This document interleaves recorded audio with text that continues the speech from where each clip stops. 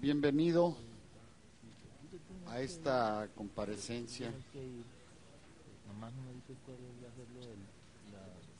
Para nosotros es muy importante analizar la crisis financiera internacional. La actividad económica en el mundo se colapsó. Los gobiernos de los países implementaron políticas contracíclicas con el fin de atenuar dicho colapso, lo que en varias economías se incrementó el gasto gubernamental y se recibieron menos ingresos tributarios. Esto se tradujo en mayor déficits públicos. El deterioro en las finanzas públicas fue particularmente importante en la zona del euro, en donde la deuda pública se incrementó de manera acelerada. De esta manera, en el 2010 fue el año en que empezó a discutirse la posibilidad de una crisis de suspensión de pagos en Europa. Grecia fue el país que inició la oleada de preocupaciones cuando el gobierno comunicó que las finanzas públicas estaban más deterioradas de lo que se pensaba, existiendo la posibilidad de no cumplir con sus pagos de deuda en los meses siguientes. Con historias similares se le unieron Portugal, Irlanda, España, y que de cierta manera se ha analizado mucho sobre el tema. Al parecer, la crisis financiera fue el detonante para evidenciar problemas más fundamentales en estas economías y en la estructura de finanzas públicas, como son la poca flexibilidad de sus economías y el alto pasivo laboral que implican sus pensiones, y por otro lado el contar con una sola moneda, que es el euro, reduce opciones de política para hacer los ajustes necesarios y salir de dicha crisis. En este sentido, el sistema financiero global sigue siendo el talón de Aquiles de la economía mundial, ya que existen temores de que los problemas de deuda soberana se contagien al sistema bancario de Europa, amplificando los efectos en varias financieras como lo son las tasas de interés y la disponibilidad de recursos. En este contexto, la sostenibilidad de la deuda pública de estos países es altamente incierta. Asimismo, persisten dudas de que el euro pueda sostenerse y se decida abandonar su existencia. Los gobiernos europeos se han coordinado para implementar paquetes de ayuda en caso de que estos países se enfrenten problemas de financiamiento de su deuda, toda vez que existe una crisis de credibilidad en los mercados financieros respecto a las finanzas públicas de estas naciones. Por otro lado, los gobiernos europeos tienen la tarea de implementar reformas que den mayor flexibilidad a sus economías, complementando el ajuste fiscal que tienen que implementar, y no es tarea fácil. Mientras que los gobiernos europeos discuten y arman el mecanismo de ayuda financiera para países en problemas de deuda, toda vez que los mercados financieros consideran que los ajustes fiscales implementados son creíbles.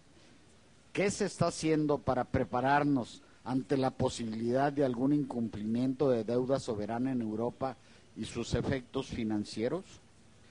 También quiero ampliar de que de una manera muy especial en las reuniones de trabajo, la mayoría de los constructores del país y en especial constructores regionales del occidente del país nos han encargado a los legisladores federales que haya disponibilidad de financiamientos para la vivienda, principalmente vivienda ecológica, vivienda de interés social, porque la industria de la construcción en nuestro país detona más de 50 industrias de una manera directa o indirecta. Detona la industria del acero, detona la industria del vidrio, la industria del aluminio, la industria de la cerámica, etcétera, los plásticos, el cobre, todo eso, y es un detonador directo de empleos, sobre todo para la clase más necesitada de nuestro país. La industria de la construcción es básica y es básico seguir teniendo amplios financiamientos para este rubro, y ustedes, con nuestro voto, que tenemos la seguridad que todos nuestros compañeros los apoyarán, van a jugar un papel muy importante en que haya disponibilidad de recursos para financiar la vivienda en este país, que tanta necesidad tiene la gente humilde y la gente de menos recursos en este país. Por sus contestaciones, muchas gracias. Sobre los comentarios del diputado Dueñas, ¿qué se está haciendo en materia, digamos, de preparación sobre un posible incumplimiento de deuda en Europa? Ya comentamos en la parte de deuda, se viene avanzando en el fortalecimiento de la estructura de pasivos públicos, reduciendo la deuda externa, ampliando plazos en la deuda interna, fortaleciendo el sistema bancario con un esquema de supervisión mucho más sólido. Diputado, senador, le cambié, una disculpa. En materia de financiamiento a la vivienda, creo que el sector de la vivienda se vio claramente afectado por la crisis, la cadena de financiamiento, la cadena de producción de la vivienda y su financiamiento fue motivo de un golpe muy importante en México y en todo el mundo. Poco a poco se ha ido reconstituyendo esa cadena de financiamiento a partir de la consolidación de los intermediarios financieros no bancarios. Faltan todavía un par de casos todavía ahí, pero yo creo que el Fobiste y el Infonavit han sido dos pilares muy relevantes para poder sostener el ritmo de construcción de vivienda en nuestro país.